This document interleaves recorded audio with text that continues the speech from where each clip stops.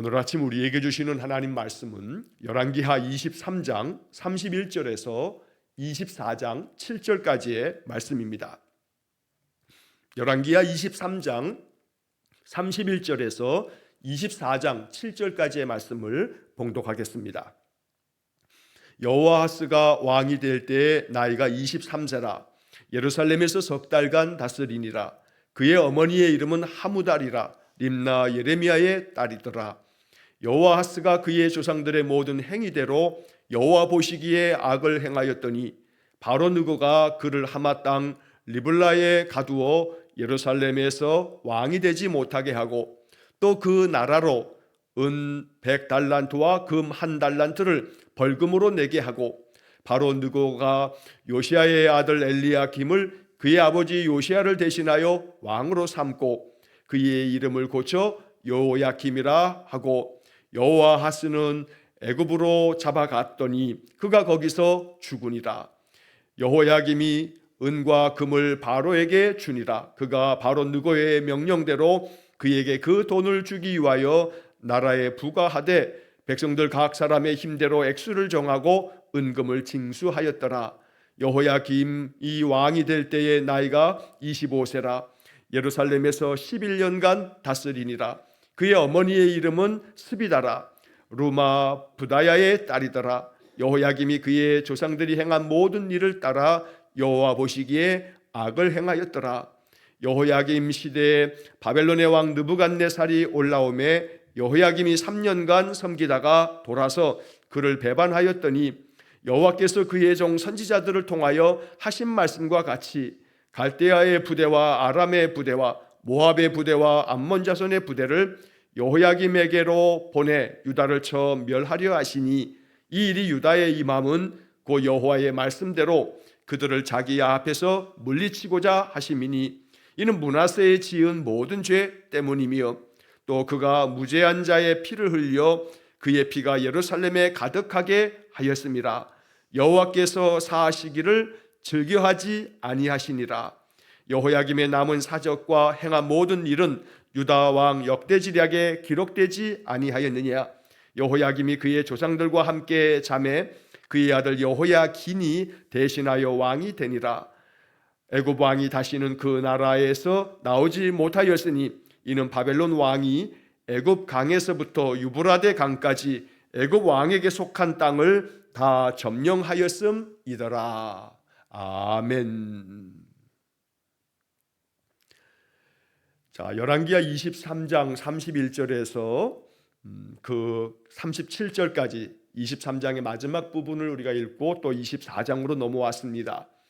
자, 이제 남유다의 역사에서 이제 마지막 아주 절망적인 그러한 흑암의 시대로 치닫게 됩니다.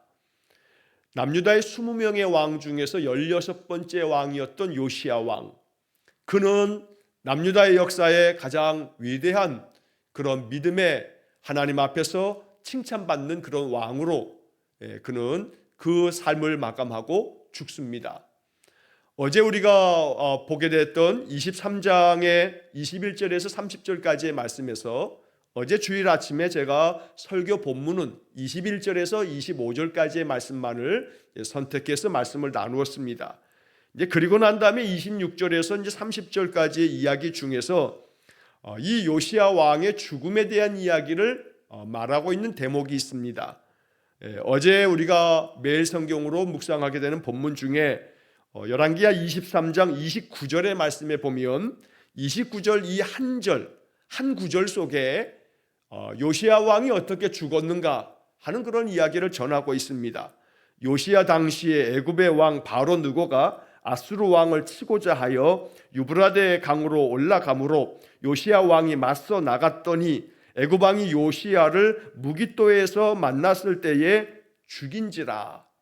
자, 이 열왕기하 23장에서는 이 29절에 딱 한 구절로 요시야 왕의 죽은 그 이야기를 전하고 있지만 이 요시야 왕에 대한 그런 이야기가 역대하에도 기록되어 있는데 역대하 35장 20절부터 24절까지 5절에 걸쳐서 이 요시야 왕의 죽음에 대한 이야기를 역대하 35장은 좀 더 길게 그 상황을 기록해 주고 있습니다. 역대서는 역대기서라고 부르기도 하고 역대서라고 하는 역대상, 역대하는 남유다의 왕들의 이야기만 기록되어 있는 책이다 하는 그런 말씀을 몇 차례 드렸습니다. 자, 역대하 35장에 보게 되면 이 우시야 왕이 이 무깃도라고 하는 곳에서 싸움을 벌이다가 애굽의 그 군사에 의해서 이 요시야 왕이 죽음을 맞이하게 됩니다. 사실 역대하 35장에서는 요시야 왕의 이 죽음에 대해서 안타까운 그런 기록을 남겨두고 있습니다. 왜냐하면 애굽의 당시 왕이었던 바로 느고, 우리가 바로 왕 이렇게 애굽의 바로 왕 이렇게 부릅니다만, 이 바로라고 하는 것은 애굽의 왕들에게 붙여지는 일반적인 그런 명사처럼 쓰이는 그런 칭호이기도 합니다. 그래서 애굽의 바로 느고, 이 느고라고 하는 것이 이제 그의 본 이름일 것입니다. 자, 이 바로 느고가 저 북쪽에 있는 아수르와 전쟁을 벌이려고 나아갑니다. 그런데 중간에 끼어 있는 것이 바로 이 가나안 땅입니다. 그래서 이 남쪽에 있는 이 이집트 제국, 애굽의 이 왕이 저 아수르와 한번 일전을 벌이려고 올라가던 중에 이 가나안 땅, 남유다 땅을 통과하고 지나가야만 됩니다. 그런데 이 남유다 입장에서는 애굽이 아수르와 전쟁을 벌이기 위해서 지나가는 길이니 길을 내놓아라 라고 하면서 지나가려고 하지만 남유다 입장에서는 그것은 핑계일 뿐, 우리를 먼저 치고 저 북쪽의 아수르 향해로 나아가려고 하는 것이 아닌가 하는 그런 판단을 당연히 할 수밖에 없습니다. 그 당시에 이 요시야 왕은 남쪽에는 애굽이, 또 북쪽에는 이 아수르가 그렇게 자리를 차지하고 각축전을 벌이고 있었기 때문에 이 남유다 왕으로서는 어느 쪽에 어떠한 균형을 가지고 이렇게 긴장 관계를 잘 유지해야 하는가가 항상 어려움의 문제였습니다. 그런데 이 애굽의 이 바로 느고 왕이 요시야 왕에게 사신을 먼저 보내서 당신과는 상관없다, 남유다하고는 상관이 없다, 오늘 내가 그대를 치려는 것이 아니다, 그러니 나로 하여금 그냥 지나가게끔 하라는 그런 이야기를 먼저 사신을 통해서 보냅니다. 그러나 요시야가 그것을 받아들이지 않습니다. 역대하 35장 21절의 말씀에 보면 이 바로 느고가 말하면서 그 이야기를 전하면서 이런 이야기까지 합니다. 하나님이 나에게 명령하사 속히 하라 하셨은즉 하나님이 나와 함께 계시니 그대는 하나님을 거스르지 말라, 그대를 멸하실까 하노라 하나, 요시야가 몸을 돌이켜 떠나기를 싫어하고 오히려 변장하고 그와 싸우고자 하여 하나님의 입에서 나온 느고의 말을 듣지 아니하고 무깃도 골짜기에 이르러 싸울 때에 활 쏘는 자가 요시야 왕을 쏜지라. 그래서 이 요시야 왕이 활에 맞고 큰 부상을 당하다 결국 죽음을 당하게 되는 것입니다. 자, 이렇게 이 역대하 35장에서는 21절과 22절의 말씀을 통해서 이 애굽의 바로 왕이 그가 사실은 하나님을 믿는 그런 사람은 아니지만 하나님께서 이 바로 느고를 사용하셔서 아수르의 그 확장되어지는 그 큰 힘을 제어하기 위한 그때의 어떤 그런 역사의 개입이 있으셨는데, 그런데 이 요시야 왕의 입장에서는 하나님도 섬기지 않는 이 애굽의 바로 왕의 이야기를 받아들이기 어려웠을 겁니다. 하나님께서 나에게 저 아수르를 치라고, 아수르와 싸우라고 명령하셔서 속히 하라고 하셔서 내가 지금 나아가는 것이니까 당신은 하나님을 거스르지 말라라고 하는 이야기가 진실되게 들리지 않았을 수 있는 겁니다. 왜냐하면 애굽 왕이, 하나님 섬기지도 않는 왕이 하나님을 언급하면서 말하고 있었기 때문입니다. 안타까운 것은 그랬을 때 요시야 왕이, 비록 그가 애굽 왕의 말이었다 할지라도 하나님께 묻는 그러한 기회가 있었다면 어땠을까 하는 그런 아쉬움이 남는 부분이기도 합니다. 왜냐하면 이 요시야 왕이 31년만 통치하고 이 무깃도 전투에서 전사하고 마는데, 우리가 앞서도 몇 차례 말씀드린 것처럼 55년 동안에 통치하면서 온갖 악행을 저질렀던, 오늘 본문 이제 뒤에서도 나옵니다만 바로 이 므낫세 왕처럼 그렇게 55년 동안에 온갖 악행으로 남유다를 타락하게 만들었던 므낫세도 있는데 요시야 왕이 이 무기토 전투에 참여하지 아니하고 만약에 참여했더라도 애굽의 바로 왕의 그 이야기를 듣고 한 번만이라도 여호와께 물었다면, 그 당시의 선지자가 예레미야였습니다. 예레미야 선지자에게 사람을 보내서 이 무기토에서 사람을 바로 예레미야에게 보낸 다음, 그래서 애굽의 바로 느고가 이러한 이야기를 사신을 통해서 보내왔는데 하나님께서 저 아수르를 치라하셔서 나아가는 중이라고 한다 하니 그게 사실입니까? 하나님이 그런 말씀을 하셨습니까? 하고 이 요시야 왕이 예레미야 선지자에게 바로 가서 좀 물어봤다면, 하나님의 뜻을 알고 그 전투에 개입하지 않았다면 요시야 왕은 31년으로 끝나는 게 아니라 더 오랜 세월 동안에 최소한 므낫세가 55년을 다스리면서 남유다를 완전히 망쳐놓았던 그것을 극복하기 위해서라도 요시야 왕이 더 길게 살았다면 남유다의 역사는 어땠을까? 돌이킬 수 없는 이야기입니다만 언제나 역사 가운데서 꼭 한번 이 지점에서 이 역사가 좀 이렇게 바뀌었으면 어땠을까 하는 그런 장면들이 나오는데, 바로 이 요시야 왕의 죽음에 대한 이야기는 바로 그런 아쉬움을 낳게 하는 장면이 아닐 수 없습니다. 그래서 언제나 우리는 다시 한번 이 요시야의 죽음 앞에서도 하나님께 묻는, 하나님께 마음으로 기도하는, 그래서 하나님의 그 마음에 주시는 그런 답을 얻고자 힘쓰는 그러한 마음이 우리 안에 있기를 간절히 축원합니다. 자, 이어지는 오늘 이제 본문의 말씀으로 돌아오면 그렇게 요시야 왕이 죽었습니다. 이 무기토 전투가 벌어졌던 때가 주전 609년입니다. 그러니까 609년, 지금으로부터 2600년도 훨씬 전의 이야기이긴 합니다. 자, 이 주전 609년에 벌어졌던 이 무기토 전투에서 요시야 왕이 죽고 이제 그의 아들 여호아하스가 왕이 됩니다. 남유다의 이제 마지막 왕들, 이 여호아하스, 그리고 그의 이복형이었던 여호야김의 아들인 여호야긴, 그리고 이 여호아하스, 여호야김의 막내 동생이기도 한 바로 시드기야, 이 네 명의 왕이 끝나면 남유다는 바벨론에 패망하고 맙니다. 자, 이 마지막 네 명의 왕에 대한 이야기를 우리가 이제 이 마지막 본문에서 보게 됩니다. 자, 31절에 여호아하스가 왕이 될 때 나이가 23살입니다. 그런데 유감스러운 것은 이 여호아하스는 석 달밖에 나라를 다스리지 못합니다. 석 달 만에 애굽 왕에 의해서 왕의 자리에서 쫓겨납니다. 왕의 자리에서 쫓겨나서 이 여호아하스는 애굽으로 끌려가게 됩니다.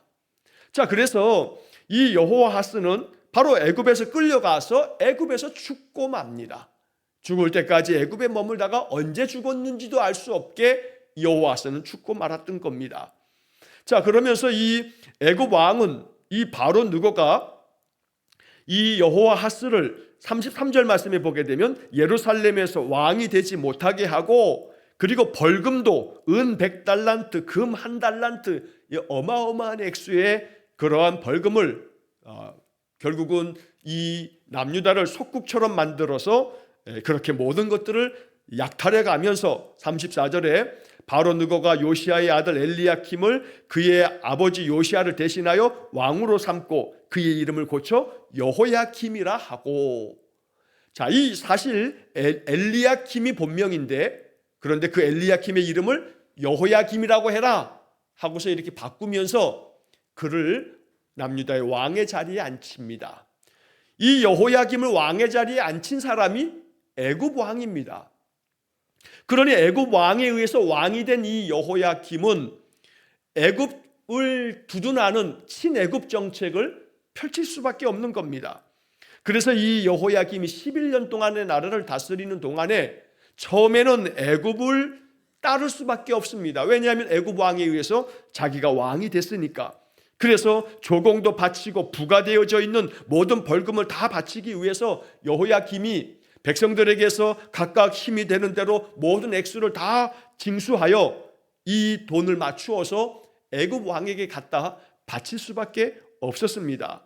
이렇게 해서 이 여호야김이 바로 남유다의 18번째 자기의 이복 동생 여호아하스가 애굽으로 포로로 잡혀가면서 석 달 만에 왕의 자리에서 이제 쫓겨나고 난 다음 그의 이복형인 이 여호야김이 25의 나이에 왕이 됩니다. 자기의 이복 동생 여호아하스보다 2살이 많았던 이 형이 그 다음 번째 왕이 돼서 남유다의 18번째 왕이 되는 겁니다. 25세 왕이 돼서 11년 동안 남유다를 다스리게 됩니다. 좀 전에 말씀드린 것처럼 여호야김은 애굽 왕에 의해서 왕의 자리에 오르게 됐습니다. 그러다 보니 당연히 친애굽 정책을 펼칠 수밖에 없습니다. 그러나 이 여호야김이 처음에는 애굽을 두둔하면서 친애굽 정책을 펴면서 애굽에게 많은 것들을 갖다 바칠 수밖에 없었는데, 그러다가 나중에 한 3, 4년이 지나고 난 다음에 바로 이 여호야김은 애굽을 등지고 바벨론의 편에 서게 됩니다. 그래서 바벨론에 찰싹 달라붙어서 애굽을 거의 배반하듯이 바벨론에 붙어서 그렇게 바벨론을 의지하면서 바벨론의 힘을 의지해서 그러면서 이 애굽을 제어하려고 했던 겁니다. 자, 그 중간에 이제 어떤 일들이 세계사 속에 펼쳐지냐 하면 바로 북쪽에 있었던 그 아수르가 바벨론에 의해서 멸망을 당하게 됩니다. 좀 전에 말씀드리기를 무기토 전투에서 애굽이 저 북쪽의 아수르를 치기 위해서 올라가다가 이 무기토라고 하는 곳에서 결국 이 요시야 왕이 죽임을 당했다고 말씀을 드렸는데, 그때까지만 하더라도 아수르가 존재했는데 사실 아수르가 점점 힘을 잃어버리고 있었던, 아수르의 힘이 약화되고 있었던 그런 때였습니다. 그렇기 때문에 애굽이 아수르가 점점 힘이 약해진다는 그런 여러 이야기들을 소식을 듣고 이 아수르를 침범하기 위해서 침공하였던 것입니다.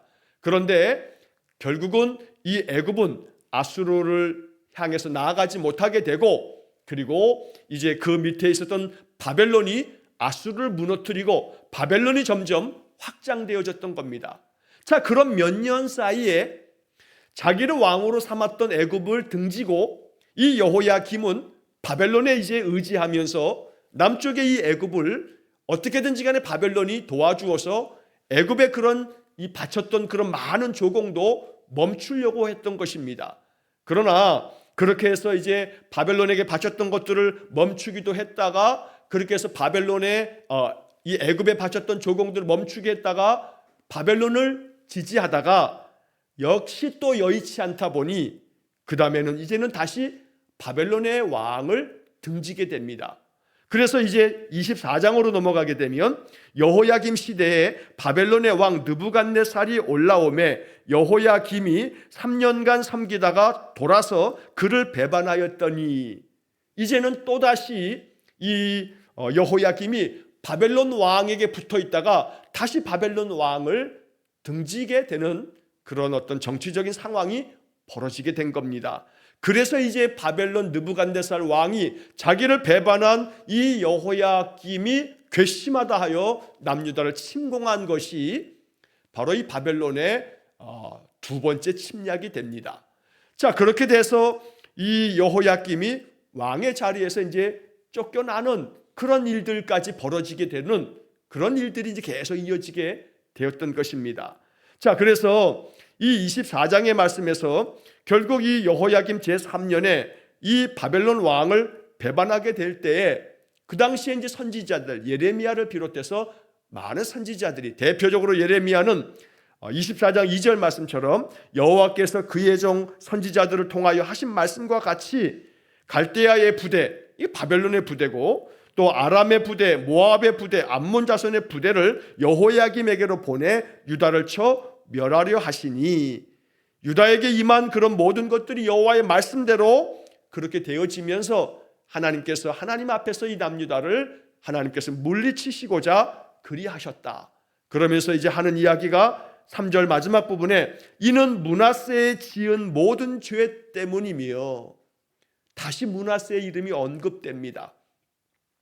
이 므낫세의 이름이 다시 언급되어지는 것은 결국 므낫세로 말미암아 남유다가 패망의 길을 걸어가게 되는 것이다 라고 말씀하고 있는 것입니다. 여기서 안타까운 것은 여호아하스도 마찬가지고 또 여호야김도 마찬가지고, 사실은 그들이 자기 아버지 요시야의 길을 따랐다면 이런 화를 그 당대에서 다음 때로 넘길 수 있었을 겁니다. 너의 당대에는 이 화를 당치 않게 할 거라고 하나님이 하나님의 심판을 연기하셨을 겁니다. 또 다른 하나님의 은혜가 임할 수 있었을 겁니다. 그러나 안타깝게도 앞서 23장 32절을 보시게 되면 여호와하스가 그의 조상들의 모든 행위대로 여호와 보시기에 악을 행하였더니, 그의 조상들의 모든 행위대로 여호와 보시기에 악을 행했다. 그 조상들은 바로 므낫세나 아몬이나 온갖 악행을 저질렀던 그 조상들을 따라간 겁니다. 정작 따라가야 할 사람은 자기 아버지 요시야의 신앙이었는데 그 길을 따라가지 않았던 겁니다. 마찬가지로 여호야김도 마찬가지입니다. 23장 37절 마지막 절에 보면 여호야김이 그의 조상들이 행한 모든 일을 따라서 여호와 보시기에 악을 행하였더라. 오늘 우리가 이 말씀을 보면서 이 여호야김도 자기 아버지 요시야의 길을 걸어갔다면 얼마나 좋았을까?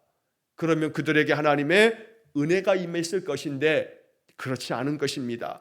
그래서 우리는 다시 한번 이 24장 3절 말씀에 므낫세의 지은 모든 죄 때문이며, 이 말씀을 가슴 아프게 깊이 우리가 묵상해야 합니다. 한 사람의 그 인생이 그 다음 많은 후손들에게까지 영향을 미칠 수 있다는 겁니다. 영적인 영향은 그만큼 중요한 것입니다.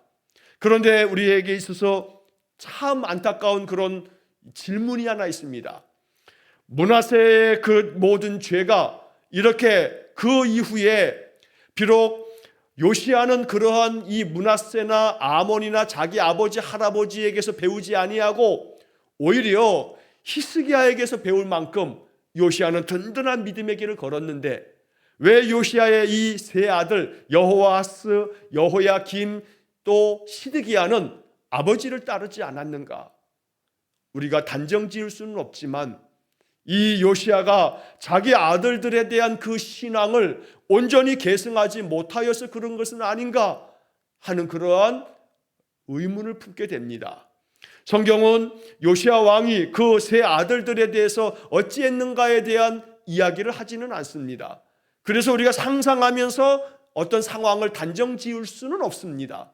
그러나 너무나 답답한 마음에 바로 여호아스, 여호야김, 시드기야, 이 세 왕이 모두가 다 요시야 왕의 아들들이기 때문에 어떻게 이렇게 아버지의 길을 걸어가지 않았을까라고 하는 너무나 많은 안타까움이 있기 때문에 요시야 왕이 아들들의 그 인생에 있어서 20대의 이 아들들을 믿음 안에서 더욱 단단하게 세우는 부분에 있어서의 힘을 쏟는 데에는 부족했던 것인가 하는 그런 질문이 마음에 생긴다는 것입니다. 그러므로 우리가 마음에 더 깊이 힘쓰고 애써야 할 것은, 요시야 왕이 왕이니 왕으로서 나라를 다스리는 것도 중요합니다. 그러나 또 한편 중요한 것은 요시야는 그 가정의 자녀 손들을 위해서도 온 힘을 쏟을 수 있는 그런 아버지가 될 수 있어야 했다는 겁니다. 어찌 되었는지는 우리가 알 수 없기 때문에 추정할 수는 없습니다.